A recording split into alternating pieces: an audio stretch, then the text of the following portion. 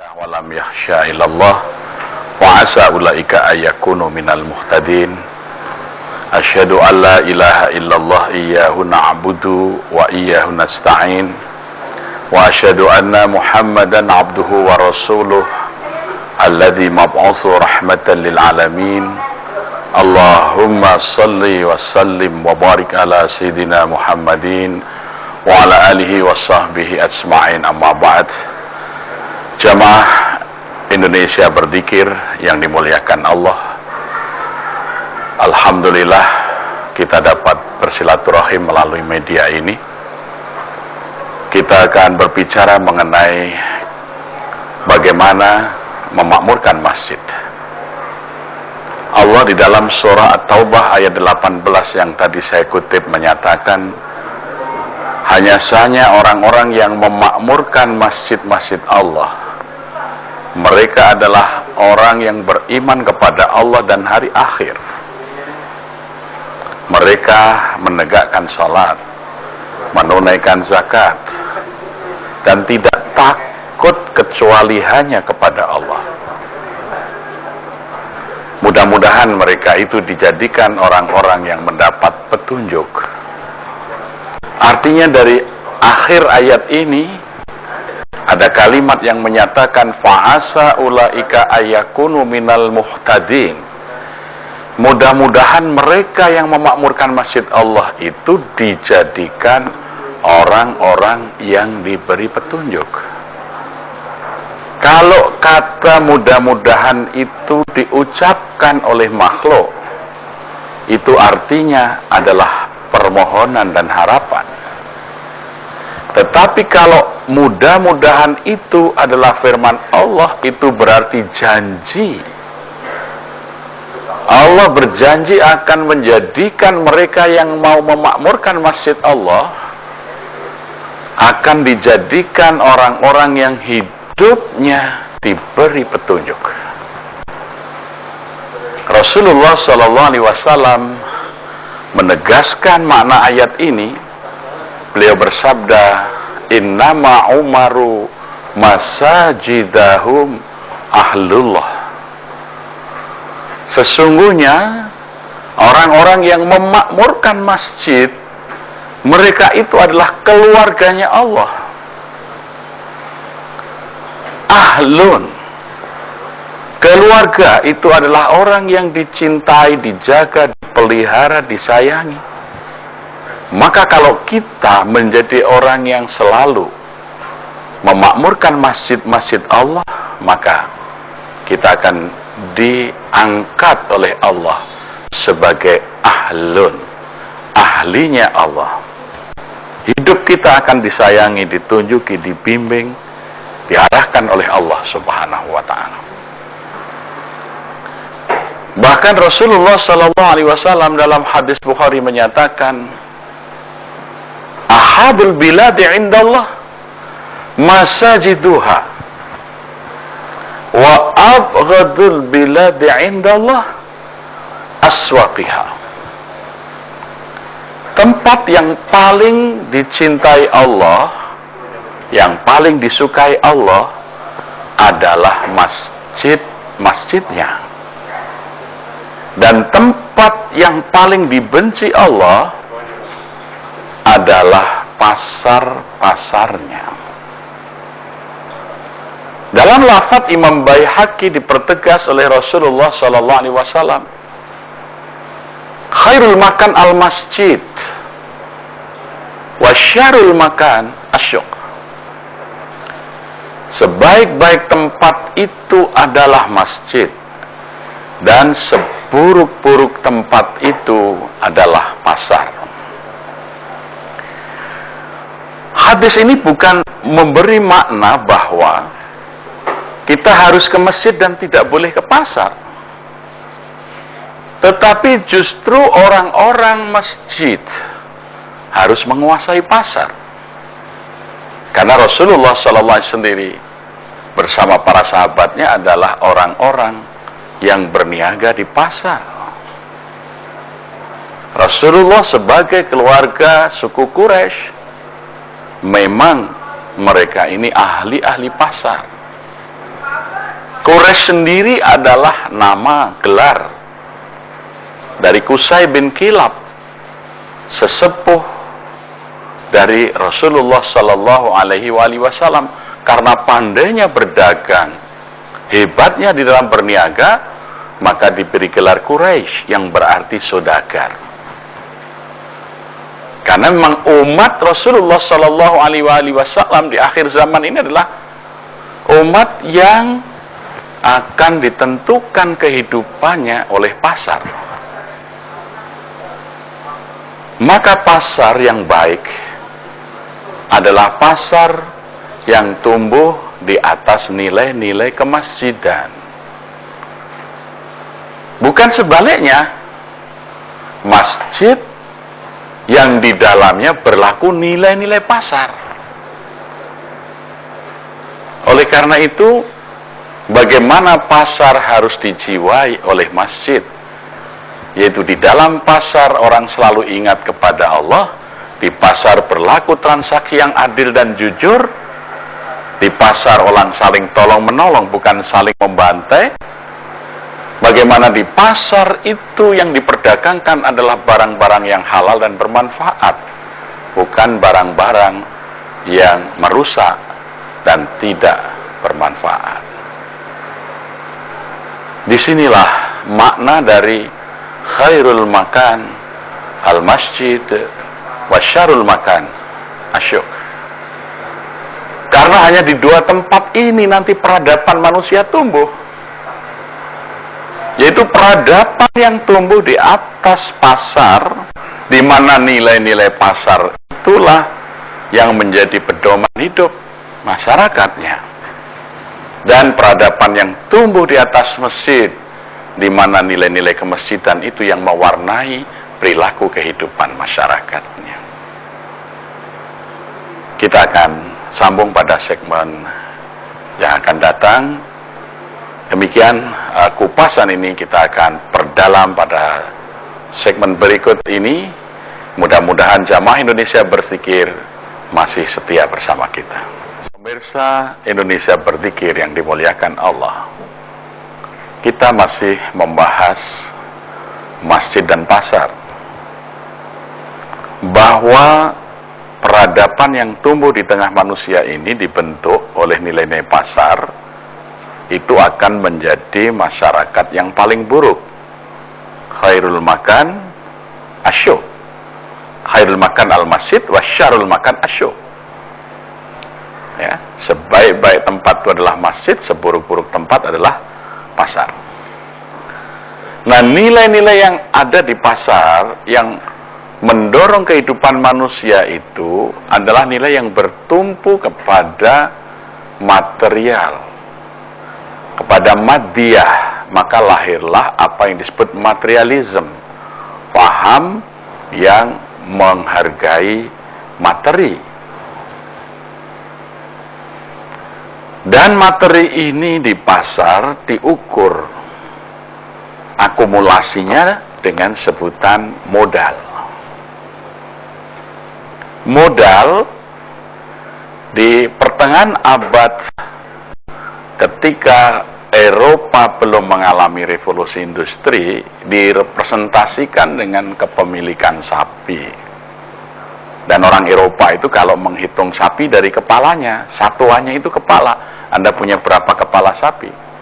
Artinya Anda punya berapa sapi? Kalau kita kan satuannya ekor, Anda punya berapa ekor sapi? Barangkali kita bangsa pengekor, ya. Jadi kepala sapi, artinya kepemilikan sapi, itu melambangkan kekayaan seseorang, jumlah modal yang dikuasai. Maka semakin banyak sapi yang dimiliki, berarti semakin besar modal, dia semakin menentukan di pasar. Nah, kepala sapi itu dalam bahasa Latin disebut koput, dalam bahasa Inggris disebut capit. Maka muncullah istilah capital. Maka peradaban yang berbasis nilai pasar, tadi yang pertama adalah materialisme, yang kedua adalah kapitalisme. Di mana masyarakat mengagungkan kapital, modal, investasi, Sehingga nilai manusia dianggap hanya bagian dari faktor produksi. Sehingga pemilik modal bisa memeras tenaga orang, bisa memaksa orang, bisa mengatur kehidupan. Itulah masyarakat kapitalis, itulah masyarakat pasar, itulah masyarakat yang paling buruk dalam penilaian agama Islam. Masyarakat yang akan diwarnai oleh penghisapan yang kuat terhadap yang lemah. Manusia satu sama lain saling menerkam, saling memangsa. Sehingga muncul istilah homo homini lupus. Manusia itu serigala bagi manusia yang lain. Siapa yang lengah di pasar akan dilahap termakan habis. Kompetisi yang sangat kejam, itulah masyarakat kapitalistik. Masyarakat yang memuja kapital. Nah, maka ketika revolusi industri dimulai dengan penemuan mesin uap terjadi di Eropa, maka mereka memperkuat modal dengan bergabung para kapitalis ini dalam company-company, dalam korporasi-korporasi. Misalnya di negeri Belanda lahir VOC, yang kemudian dengan kapal-kapal bermesin, mereka mengarungi samudra dan kemudian mereka mencari daerah-daerah baru untuk menjual barang, mengambil bahan, terutama bahan-bahan energi, bahan bakar, mencari tenaga kerja yang murah. Daerah-daerah baru itu disebut koloni, maka peradaban pasar kemudian memunculkan apa yang disebut kolonialisme. Sehingga John Peterson pun masuk ke tanah Jawa di tahun 1600-an dan hampir selama 358 tahun menjajah, menjadikan Indonesia ini menjadi koloni daripada Belanda. Penderitaan rakyat berkepanjangan, berabad-abad.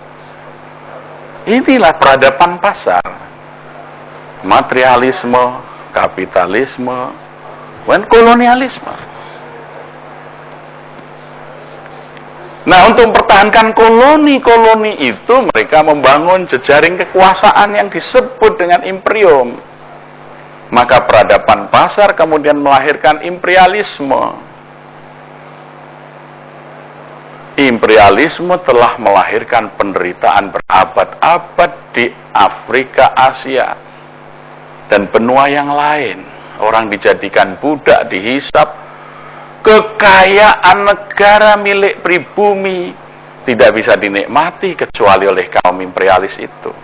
Maka lahirlah perlawanan-perlawanan berdarah dari generasi ke generasi.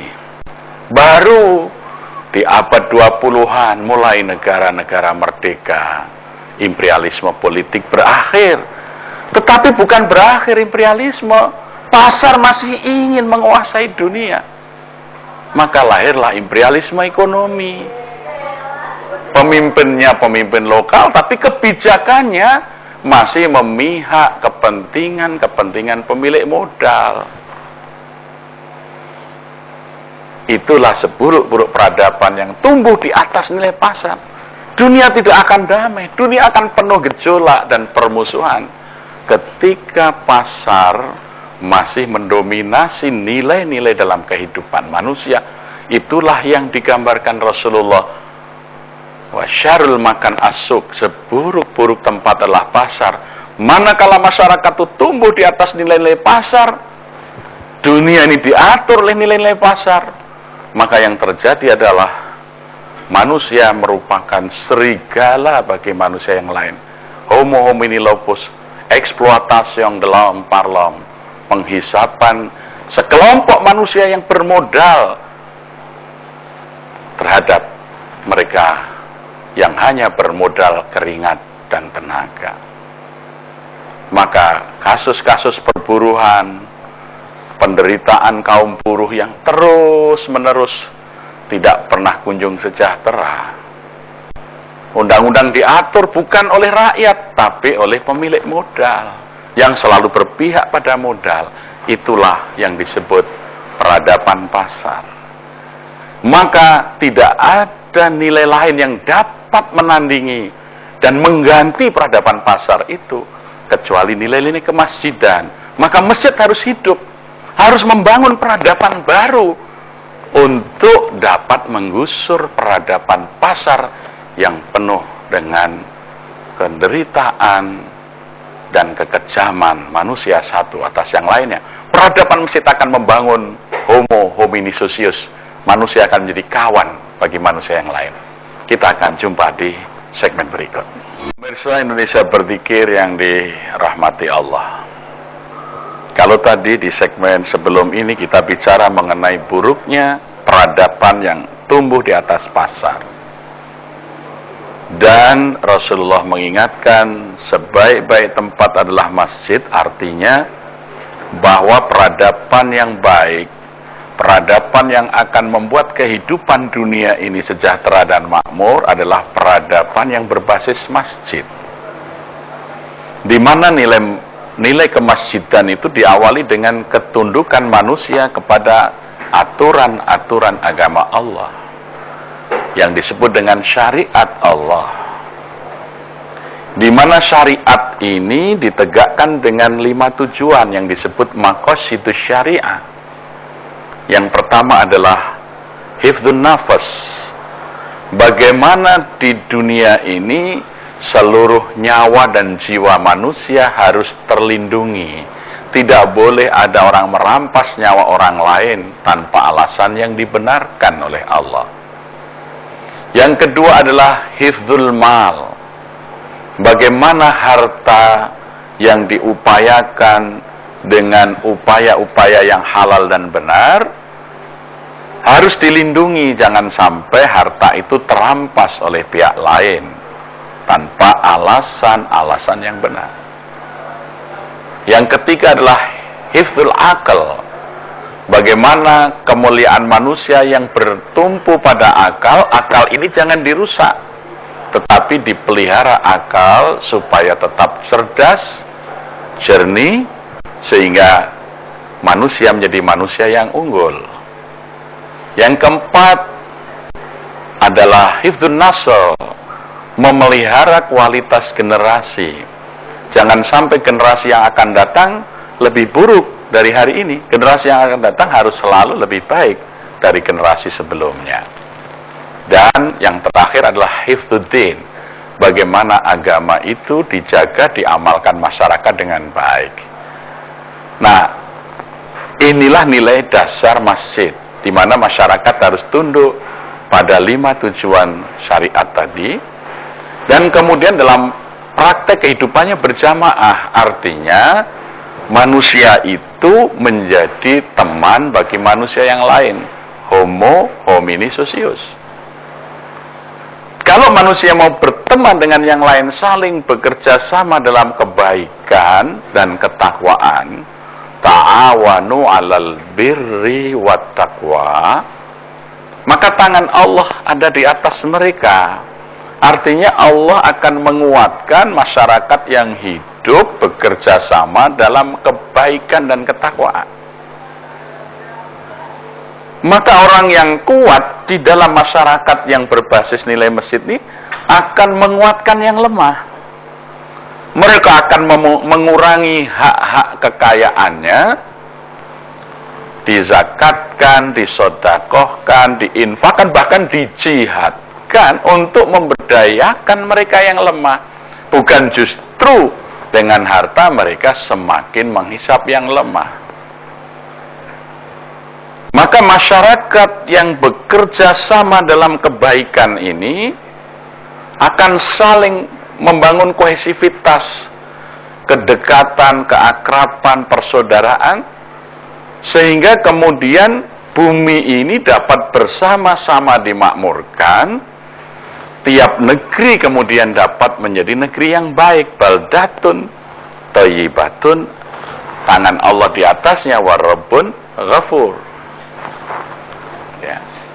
Nah, dilatih masyarakat Mesir itu dengan hidup berjamaah dahulu di dalam sholat 5 waktu. Bagaimana pemimpin dan yang dipimpin itu menyatu dalam ketaatan pada Allah, saling memperkokoh dan memperkuat diri. Maka menjadi penting dimulai dari bagaimana masyarakat itu menjadi bagian dari masjid melalui memakmurkannya. Di basic yang pertama adalah selalu hadir dalam jamaah 5 waktu. Maka seruan sholat berjamaah itu hayya 'alas sholah, ayo kita sholat di masjid bersama-sama, hayya 'alal falah, maka kita akan meraih kemenangan. Kebersamaan yang ditanamkan di dalam jamaah ini akan membangun kebersamaan di luar sholat, kebersamaan di dalam mengatasi persoalan-persoalan kehidupan. Dan ini disadari oleh bangsa kita, sehingga ini dijadikan semangat dan dasar bagi kehidupan negara kita ini, yaitu kehidupan yang penuh dengan kebersamaan yang disebut gotong royong. Berat sama bersama dipikul, ringan sama dijinjing. Bagaimana yang lemah, kaum du'afa, yang menjadi orang-orang yang tergolong dalam mustahik itu selalu mendapat perhatian dari orang yang berlebih, atau kaum muzaki, yang dengan hartanya itu diberdayakan, diberikan harta-harta. Yang pertama adalah diberikan kecukupan kebutuhannya, jika mereka ini memang lemah dan tidak mungkin diberdayakan, dicukupi kebutuhannya. Orang miskin yang tidak mungkin diberdayakan, dicukupi kebutuhan dasarnya, sehingga dia bisa makan, dia bisa berobat kalau sakit, dia bisa dimakamkan kalau mati, ya. Kemudian mereka yang masih memungkinkan diberdayakan diberi pendidikan, bantuan modal, sehingga mereka bisa tumbuh dan tidak terus-menerus menjadi orang yang menerima. Dia kemudian akan menjadi orang yang berdaya, menjadi orang yang mampu mencukupi dirinya sendiri, dan apabila terus tumbuh, dia akan menjadi orang yang mampu membantu yang lainnya. Maka marilah kita rubah dunia ini menjadi dunia yang makmur, damai, sejahtera. Kita mulai dari basis peradaban kita. Mari kita makmurkan masjid. Maka ketika diseru oleh Allah melalui para muadzin, hayya 'alas shalah, mari kita bergegas ke masjid, maka Allah pasti akan memberikan kepada kita al-falah, kemenangan. Tapi ketika azan berkumandang dan kita hanya menganggap itu sebagai tanda waktu, oh ini sudah maghrib, ini sudah asar, ini sudah zuhur, maka kemenangan itu tidak pernah kita raih, dan pasar akan menguasai kita dan menghadirkan kehidupan yang penuh kesengsaraan. Yang kuat semakin kuat, yang lemah akan semakin lemah. Aku qauli hada wa nastaghfiruh, innahu huwat tawwabur rahim. Assalamualaikum warahmatullahi wabarakatuh.